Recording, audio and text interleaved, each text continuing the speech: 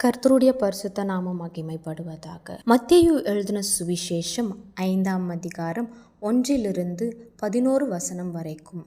அவர் திரளான ஜனங்களைக் கண்டு மலையின் மேல் ஏறினார். அவர் உட்கார்ந்த பொழுது அவருடைய சீஷர்கள் அவரிடத்தில் வந்தார்கள்.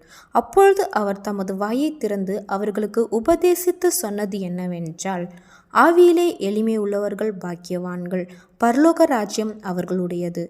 துயரப்படுகிறவர்கள் பாக்கியவான்கள், அவர்கள் ஆறுதல் அடைவார்கள். சாந்த குணமுள்ளவர்கள் பாக்கியவான்கள், அவர்கள் பூமியை சுதந்தரித்துக் கொள்வார்கள். நீதியின் மேல் பசிதாகம் உள்ளவர்கள் பாக்கியவான்கள், அவர்கள் திருப்தி அடைவார்கள்.